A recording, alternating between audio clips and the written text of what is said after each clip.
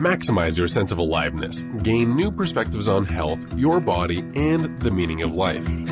You can control your physiology and how you feel in your body in this moment. Your life will never be the same. This is the Vitality Podcast with Andrea Page. I love it. The 27th floor, health is always there. That's great. It's like, let's get up there. Come on, do we take the stairs or the elevator?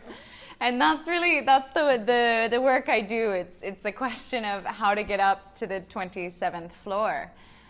Because most of us are stuck, whether we know it or not, somewhere around the 3rd floor, the 4th floor, where we think that, like, this is where health is. It's somewhere on the spa level. Right? And we're just enjoying, like, okay, this is how life is. I'm supposed to wake up and feel like I need breakfast, or I want my coffee, or I want my chai. And, you know, sometimes later in life I'm going to get sick. That's life on the 3rd floor. And so sometimes you get to the 4th floor and you're like, God, I feel better than I did yesterday, or I don't have those digestive problems. And then maybe you start on a health journey and you start to change and simplify your life. And all of a sudden you're on the 5th floor and you're like, I kind of feel much better. I don't want to go back to the 3rd floor, right, where I felt like I needed so much. And then sometimes you get an opportunity where you have the availability to be held in a space where you can reinvent your relationship with your body. Right? And that's like a 10-floor boost. All right, so what are we up to now? 15th floor. Right? We're almost at the 27th floor. And that 10-floor boost happens fastest through fasting. And so what Dr. Purnima was referring to, we had just an hour ago, the last lecture was on fasting. Some of you were here. And what we look at with fasting is the body's ability to heal itself. And that's not something that you were taught in school. I'll just start there. The body can heal itself. That should be a bit of a surprise to most. Yeah?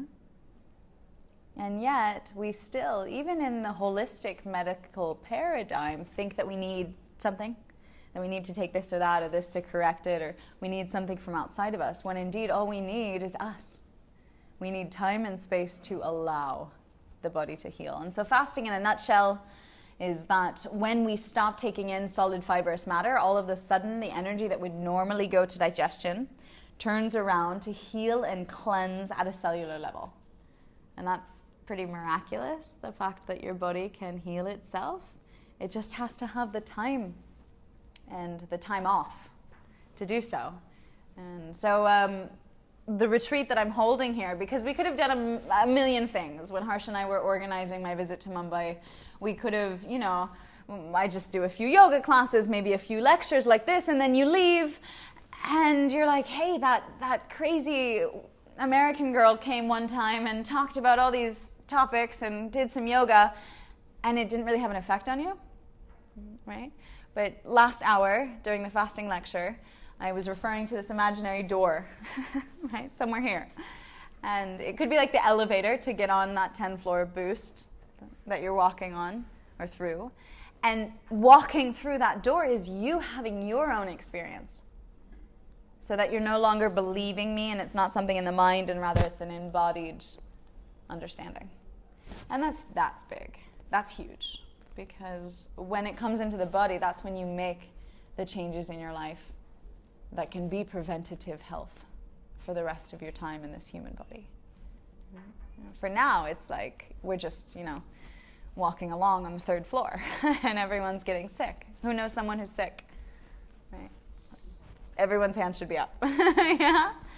And so this raising the bar on health, or escalating the elevator, if you will, this is the work that I'm here on this planet to do on a large front. And so when Harsh and I were deciding what can we offer to the people in Mumbai, this is perhaps, in the shortest amount of time possible, the most effective prescription, if you will, that we could ever dose out in terms of lifestyle change. And so we do invite you to join.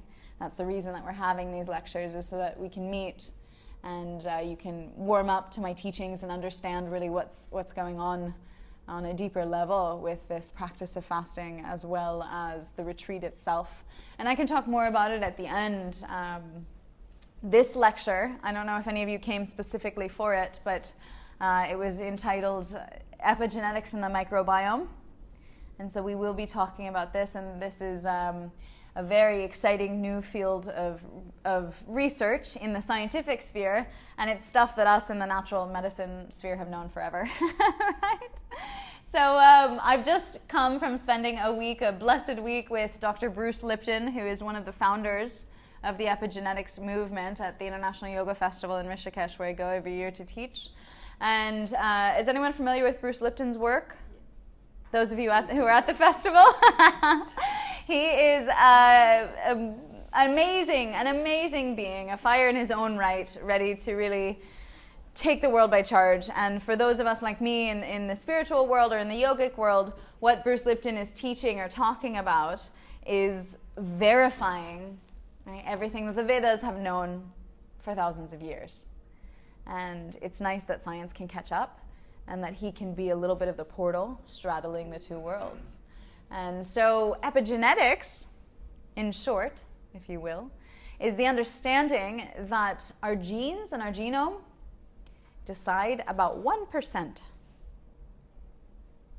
of what happens and what manifests on a physical level. We can have the genetic influence, right? But whether those genes are expressed or not depends 99% more on our lifestyle and how we choose to live, right? So you can go and you can get, I don't know, genetic treatments or chemical pharmaceuticals or even surgical intervention, or you can just change some things in your lifestyle. And it's going to have so much more of an effect upon the resulting health. Yeah, and so a lot of I'm doing a whole process of rebranding now, and I'm playing with the phrase lifestyle medicine, because that is what I feel I prescribe. As I've said a few times today, I'm kind of here to hold up a user manual for the body, because it's like you were given a very expensive vehicle that your spirit drives through life, but you didn't read the user manual. And so there we are. Right? And we're left with a car that hasn't been tuned up in a while, right? Needs to go in for an oil change, right? Or perhaps exhaust removal, or whatever it might be. And so it's our responsibility to not only take our body in and tune it up, and fasting is the fastest way to do that, but also to learn after that tune-up how to keep it tuned up. Yeah? And so that's my line of work. On a certifiable level, I have a Master's of Science in something called ethnobotany, the study of the relationship between people and plants. And my specialty in that is gastroethnobotany, food plants. Right? And so I have a large bias towards plants and green things and cleansing at large, right? And right living. I am a natural hygienist in essence of everything I do. And so that means that I use science and the science of fasting, particularly for healing. And it's essentially the understanding that as we simplify almost everything in our lives, we come back to the body's ability and time and space to heal itself. Short, in a nutshell. Other biases that I have are a bias towards the large intestine for removal. Most people in the world today are constipated. This morning we had a big old group, and I made them tell me how many times a day they poop. Right, we have more of an intimate group, so I won't do that today. In general, we're meant to be pooping once per meal per day. Right? Something goes in, something goes out, just like babies, just like dogs. That's also something you were not taught in school. Right? But we are so disconnected from these human bodies today that we simply don't know how they're meant to work. Right? We're the only species that needs a nutritionist. Right? You don't see bears going around or foxes going around saying, "What should I eat?" Or, "No, I only have brown rice," or whatever it is, you know? It's crazy. It's crazy that we're so disconnected. And so a lot of this reconnection is essentially the work I do, whether that's reconnection on a level of the heart, right? What you could call spiritual, reconnection to a sense of purpose in life, or reconnection to this physical vehicle and how it functions and how it's meant to be tuned up. And so Yeah. Looking at the science of epigenetics, we can understand that as we read the user manual, as we, if you will, treat the body as it's meant to be treated or it wants to be, then all of a sudden, right living produces a few more boosts, levels up, higher and higher. Right? Maybe we're on the 17th floor now. Yeah, sounds pretty good. And it's simple because it's the choices that we make. It's what we eat, what we drink, and what we think. And that's a big part of the work, especially that Bruce does, Dr. Lifton, with thoughts and how our thoughts indicate our reality. Yeah, that our thoughts are not contained in our head as much as you think they are. I know you think I can't hear what you're thinking, but I can. Right? Our thoughts have been proven to have radio waves away from our head. We used to have only an EEG where, it's detecting brain activity. Well, now there's a magnetic version where there's nothing on your head. It's detecting from out here. And so that's the proof right there, that the thoughts in their vibration, in their frequency, have an effect upon everything we experience. And so a big part of fasting as well is learning to listen to your thoughts. Because who's ever eaten to get your mind off of things? All right, we have a few honest people in the back and a bunch of liars up here. No, I'm just kidding. I love you. You're not liars. But we all have, right? Emotional eating, it's a huge part of human existence in the modern world. And the reason for that is actually physiological. When we eat to get our mind off of things, literally, up to 70% of all available energy can flow to the digestive tract at any one time, and that's reflected by blood flow. And so that blood effectively flows down away from the brain, right, to the digestive tract. Thus, we've gotten our mind off of things. And that way of coping, that using food as an outlet, especially noticing if food makes you tired ever, anyone? You feel kind of sleepy afterwards? Well, that sleepiness is like a withdrawal from the world, from quote-unquote reality, or from an activated, vital expression of life. And when you withdraw, you don't have to deal with things. And so when food's not an option, you have to deal with things. But it can be really nice if we do it lovingly, mindfully, consciously. You can start to become aware. We become aware of patterns. I publicly often say that every human today has a massive addiction to food. Right? And I was actually talking with Tommy Rosen and his crew at the festival who are doing addiction work. And I'm going to start to put out, I think, maybe at least start with an article, The Last Addiction, Food. Because we talk all the time about addiction to drugs or addiction to alcohol, right? Or even addiction to sex with some people. I know that's very taboo in India. But this idea of addiction, and yet we're all walking around with a massive addiction to food. And if we continue to eat, right, we're never going to get off of it. It's like a heroin addict that only has a little bit of heroin or only white heroin.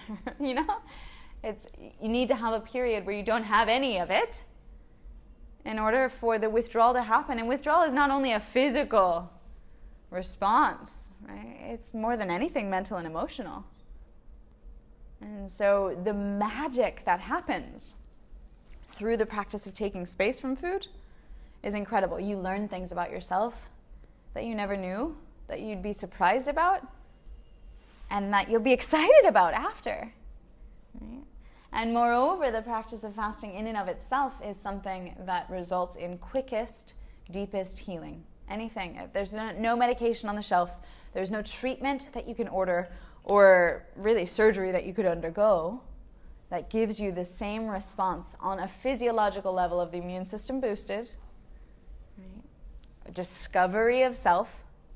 It's in every spiritual tradition throughout the world. And really realizing, perhaps many people on my programs do, why you're here. Right? What you want to do with the rest of your life. Because once we find health and clarity, fasting provides a tremendous amount of clarity, then we have a space, connection, to decide what we want to do or how we want to express this vitality, this prana that flows through us. But we need that clarity, because otherwise so many messages, mixed signals, chemicals, food are coming into the body clouding or shrouding our vision. Does that make sense? Yeah? All right, I want everyone to go like this. Okay, you can do it. I promise. You can close your eyes. No one's going to see you. Ready? 1, 2, 3. Come, come, come.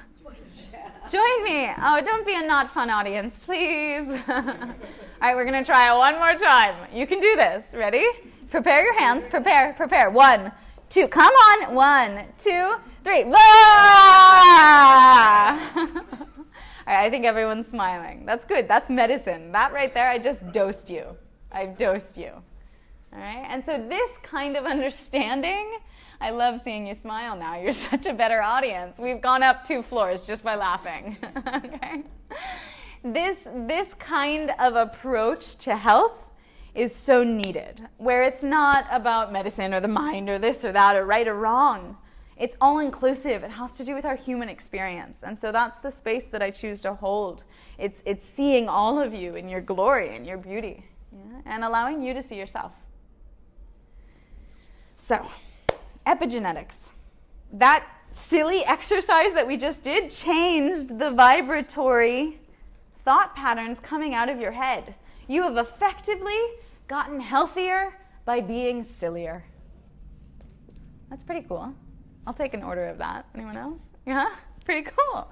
So when we get down to epigenetics at its depth, everything we expose ourselves to, of course, toxins that could be in food, any kind of additives and preservatives in packaged foods, definitely any medication, as well as any kind of environmental toxins, be it air pollution, right? Be it air freshener, chemical stuff sprayed in the air, any of this. It's going to have, of course, a bit of a detrimental effect inside of the body. You know that, right? I'm not here to teach you that at all. This world is more toxic than any other world that's ever existed for human life. And so it's our responsibility to then take our level of detoxing a little higher and commit to a cleaner life because we live in a dirtier world. Does that make sense? It's like we have to even out the playing board. And yet, that's difficult because I know the world that's fast and convenient and easy is not the one that supports your health. And we can only go so far or so hard against the current and working against the system of the body before disease develops. But disease doesn't have to develop. That's what the science of epigenetics tells us, is that it's our choice. And so other work that I do with other amazing doctors in the world, in the West, some of my teachers, people like Colin T. Campbell, Neil Barnard, Dean Ornish, yeah, Dr. Esselstyn, they're doctors, specifically in North America, the ones I named, Joel Fuhrman, who are working to reverse disease. Yeah. Colin T. Campbell, in his quintessential work, the longest clinical nutrition study ever done, more than 40 years, comparing rural Chinese diet and lifestyle with the standard American diet and lifestyle, right? And looking at the absence or presence of disease. What do you think was found? Right, of course, it's obvious, right? In the United States, there was tons more disease. And so the findings of this study, which wasn't only epidemiological or population-based, it was also clinical. There was a clinical confirmation of what was found on the population-based study, showed conclusively that the 5 most prevalent maladies of today, cancer, diabetes, heart disease, autoimmune diseases, and obesity, are not only all completely preventable, but also possible and reversible through diet and lifestyle change alone. That's pretty magical, because what that means is that health is in your hands. What you eat, what you drink, and what you think. And so it's only a matter of time before we have to go to the school for right living, right? Maybe that's the better. I'd like to teach there, right? The school for right living, because that's not what we were given as a kid. And it's definitely not what we were given here in this modern world with advertising, right? Not only from the pharmaceutical companies, but definitely from the food industry, That's a big one. How many messages you're given that you need something, or that you're unwell, or that you're sick and so you need to take this medication. Has anyone ever self-diagnosed?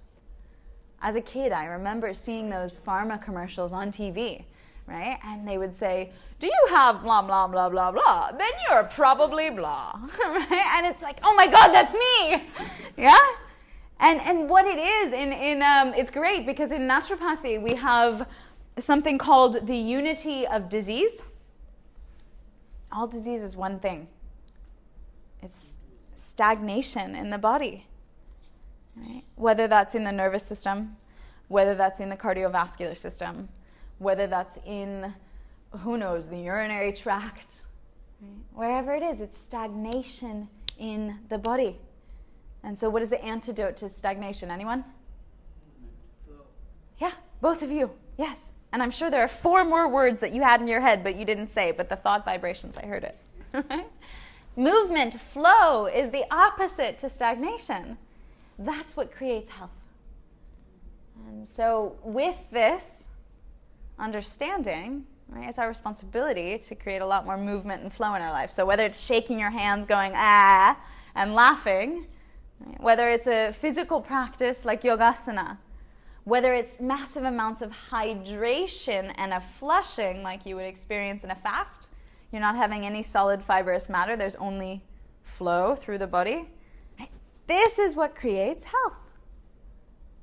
It's simple, really. And so because there's the unity of disease, there's also then the unity of cure.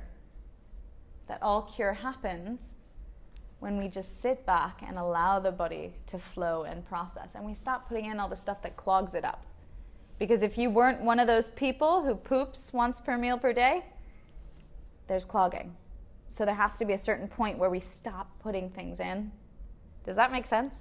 Sometimes I give the example of some kind of processing machine. A juicer is what I usually like to choose. Have you seen a juice machine work? You come to the 3-day fast, and we have a juicer that we'll demo. We'll show you how to use it. But in general, you put in the fruits and the vegetables, right? And out comes the juice and then the fiber. They come out 2 different shoots. So you put things in, and then they come out either juice or fiber. Well, imagine it was clogged, yeah? And then you kept putting things in. you just kept putting things in. It's not coming out. But you keep putting things in. Oh, maybe a little bit comes out. But then you keep putting things in. It's not coming out. You keep putting things in. What happens? It's going to break. Yeah, it's constipated, definitely. But it's going to break. Do you see that? That's disease manifesting. Health could not be more simple. This is the human body. Does that make sense? We need to really stop putting things in for a little bit of time and allow things to come out. And so, like, I'm giving you the recipe for success for the next 20, 30, 40 years. I'm giving you I'm pointing the way to the stairs for the next 10 floors to escalate to get to the 27th floor, right? And through the practice of fasting, that's the lift. That's the elevator to get there. And so, in terms of epigenetics, we are the makers of our destiny and our fate, right? At least in the realm of health.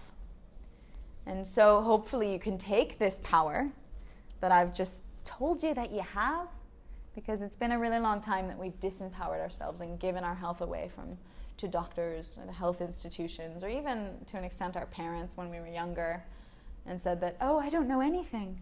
Right? You get home and what did the doctor say? Right? As if you, who's lived in this body for 30, 40, 50, 60 years, don't know anything about it. We have to spend some time with it. And so this reconnection to the body is perhaps one of the most precious things we can do, because this is where we live. This is where we live from. This is our headquarters for life, this physical vessel. And if headquarters is all messy and clogged and people just keep shoving things in the juicer but nothing's coming out, right? We're not going to be able to have such a clean operation. Yeah? And when you're clean inside, everything outside is clear. There's not so much confusion or emotional turmoil. And so it's way more than just physical. In terms of the microbiome, which is the other part of what we'll be discussing this evening. Microbiome is talking about the micro, so small, really something you would have to use a magnifying glass or a telescope. Microscope, thank you. My third lecture today, can you tell? A microscope to see. And the biome part is about an environment. Just like, do you remember learning in school about the tundra and the tropical rainforest, all the different biomes, the environments? So it's talking about the minuscule environment that you have in your belly, the microbiome. And I won't say belly because that's, it's referring to an area, but most of you think that your stomach's here, when indeed your stomach's there. We do a whole amazing lecture on the digestive system. We'll do it during the 3-day retreat. And it's a big wake-up call for a lot of people to realize actually how disconnected we are from our body. The fact that if I asked you, where's your stomach, most of you would say here. Isn't that crazy? Anyway, moving on. The microbiome is talking about the bacterial balance, right, and perfect harmony that is to exist in our intestinal tract, as well as throughout the entire body. There's bacteria. There's good bacteria and bad bacteria. There's yin and there's yang. There's day, there's night. This is the world of duality in which we are manifest. All right. However, today, there's the good bacteria, which would be like probiotics. Good, pro, for, biota, life. And then antibiotics. Have you heard that word before? It's kind of like a curse word in our house. Yeah. Antibiotics. Against life. That's actually what the Latin translation means. It's against life. Right? My little phrase and slogan on my website is live for vitality. So it's like live for life rather than against life. Does that make sense? So with this, the probiotics and the antibiotics, which are we exposed to more today? Yeah, we know this. And it might even be beyond where you think you know. So like antibiotic medication, for sure. Who's taken it before? Yeah, those of you who haven't, I want to meet your mother. But in general, it's prescribed right and left, like it's chewing gum. Have some, here. Right? And the thing is, that's like an atomic bomb inside of your system. That'll be a good sound effect for the recording. Everything is just destroyed completely. Yeah? The good and the bad. It's left with a wasteland. And what do you have in a wasteland? Nothing. Is there life? Not so much. The probiotics have been pretty much destroyed. And so, yeah, sure, you can take probiotics. Who takes probiotics capsules? Yeah, so most of you who have been concerned with health, that actually wasn't a lot of you, but those of you who have had like this exposure to health, it's all over the world today. People are saying we need more probiotics because we've realized that we're living in a wasteland. And it's the same exact thing as a post-atomic fallout. Right? If you imagine the Earth after an atomic bomb explosion, can anything grow there? Do things thrive there? Is it a nice place to hang out? No, and so this is essentially the inside of many of our bodies. As a child, or as a teenager really, I was on antibiotics for 5 years every single day.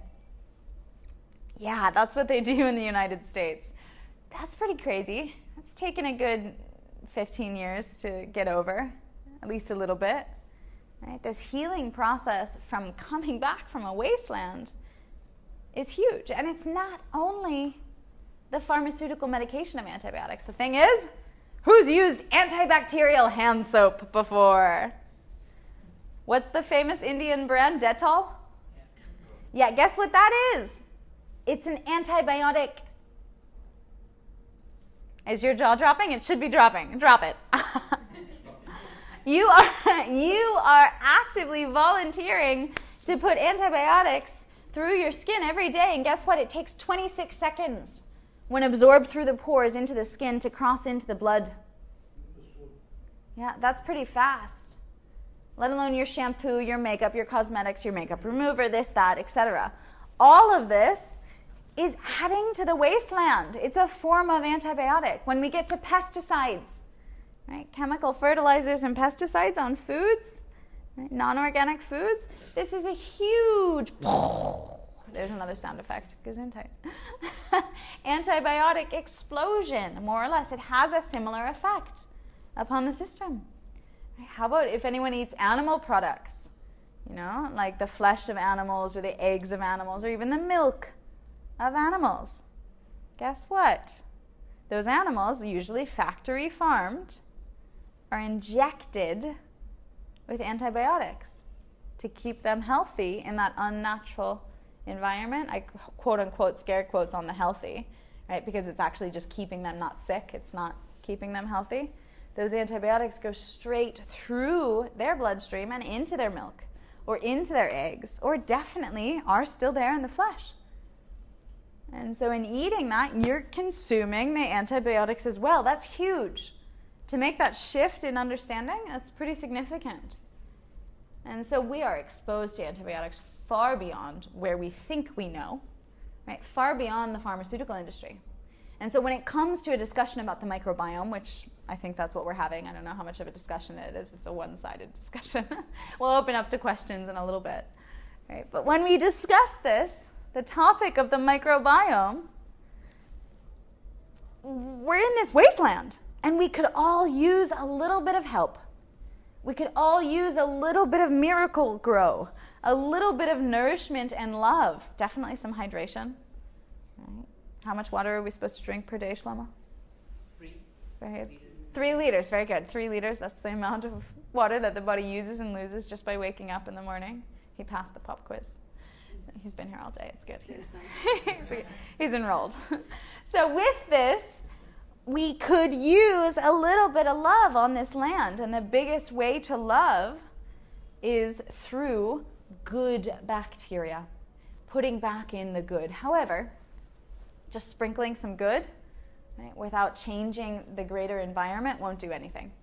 And so a lot of people are taking probiotics, and they're taking probiotics, but because of their diet being too acidic, so too much alcohol, coffee, grains, too much animal products, right, too many overly cooked foods, right, these spicy things, anything that's not sattvic, essentially, anything that's not fruits or vegetables, having too much of the other stuff, all of a sudden, the pH or the potence Hertz, which is a measurement of acidity or alkalinity, it's too acidic. And most people, I mean, I test, you'll come on the retreat and we test your pH. I have pH papers where we're going to see the chemistry inside of your body.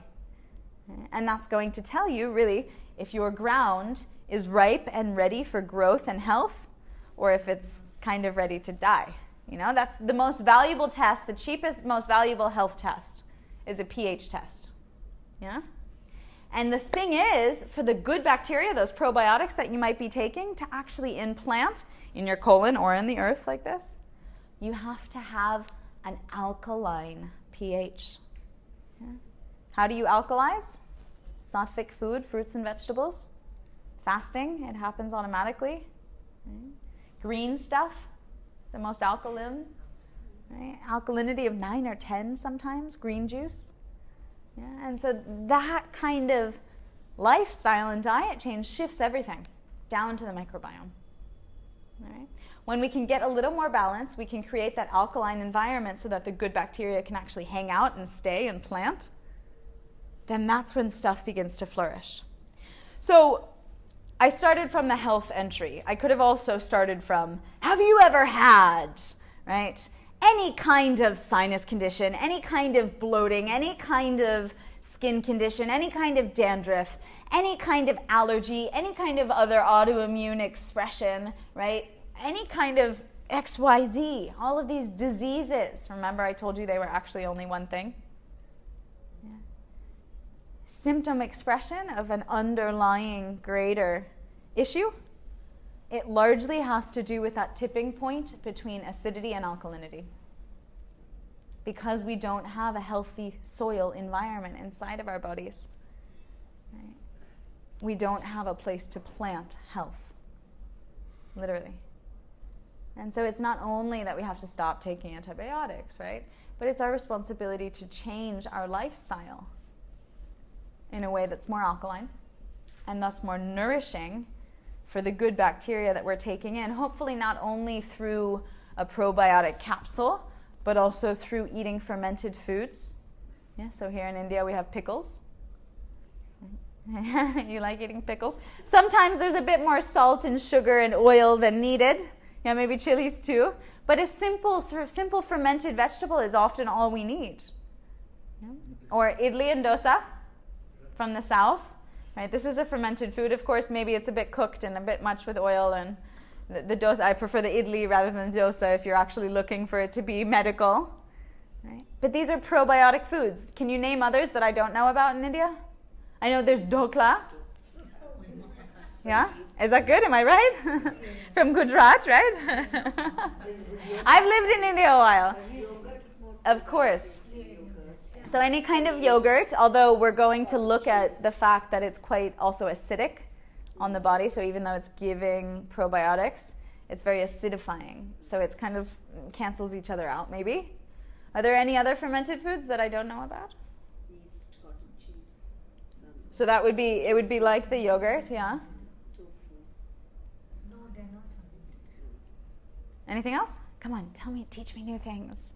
This is my ethnobotany. No? All right, you'll think about it. Let me know after if you can think of any other fermented foods. But all cultures, right, all countries, all people throughout the world have fermented foods because we've realized that we simply don't have enough good bacteria. Originally, you know, like 1 million years ago, there were these things called soil-based organisms, SBOs, where the Mother Earth, she had probiotics in her soil.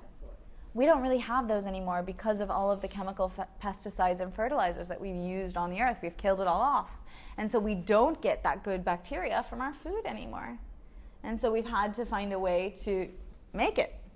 And so what we do is we ferment things, we culture things, we allow the good bacteria to flourish and thrive so then we can take it in and it can travel through the entire digestive tract, which is a very big difference than with a simple pill. Is wine a fermented food? Ah! Love her. Is wine a fermented food? It is. Yes, it is. But just like the yogurt, it's very acidic. It's even more acidic. And so because of that, it would definitely cancel out any benefit. What about bread? So it's a very interesting question. It would also be acidic, especially if you're using a modern strain of wheat. But certain kinds of raw sourdoughs from like a millet, that would be something interesting. But yeah, so it is fermented, but does it give you the good bacteria? Questionable. There are better sources. Sprouts aren't necessarily fermented, but they are a wonderful source of nutrition as well as plant fiber. Yeah. So we'll transition easily. I love how the wine question was first. We'll transition into questions now. For any questions you have about the microbiome, about epigenetics, about fasting, anything like that. I have one question regarding the digestion and the juices. Yes. For the fasting. Yeah. Now, even juices require digestion, right? But it's like only a short period of time for digestion. So Yeah. that leads us to the shutting down for a long time instead of having fiber and allowing the digestion to go on continuously for a longer time. See, he's a good student, Is that a huh? concept? Yes, 100%. So what you're getting to, and I love that you're curious at this point after all 3 lectures today, the science of food combining, which is one of the biggest gifts that natural hygiene gives the world. And Ayurveda talks about food combining, but not in such a systematic way. And it's one of the most popular lectures that I give, food combining. And we have it as a part of the retreat. It's looking at the science, or the physiology, really, of digestion in the organ of the stomach itself, so that we can see the transit time of how long it takes for something when we eat for the body to take it. You know? And that would answer your question in entirety. To be short now, and just answer it briefly, yes, digestion of juices will take about 15 minutes for a liquid to come in and out of an empty stomach. And so it is much more minimal in the digestion. It doesn't enter into the digestive tract in terms of the lower bowel with the large intestine and even the small intestine. And so because of that, there's not the active peristalsis or the muscular activity, and the digestive tract can stay sleeping. So having fruits will be a little bit of a delay. Well, the fiber of the fruits has to pass through the digestive tract, so it will ignite peristalsis, or that muscular action in the intestines. So it's different, you see? That's why liquid only. But then it's not as bad as the fried foods and all the... Yeah, for sure. A fruit cleanse is a great thing to do. That's how I choose to live most of my life. Yeah. The simpler, the better. Thanks for joining us for another episode of the Vitality Podcast. Please click over to Apple Podcasts and leave a rating and review to spread this work with the world. You have a part in transforming humanity's health. Keep enjoying this free resource and make sure to give back by sharing, subscribing, and checking out all of Andrea's work at liveforvitality.com, where you can find links to Instagram and other social media. Andrea also gives astrology readings, holds online fasting retreats, and teaches detox courses and advanced yoga teacher trainings. So come to liveforvitality.com and let Andrea transform your life now.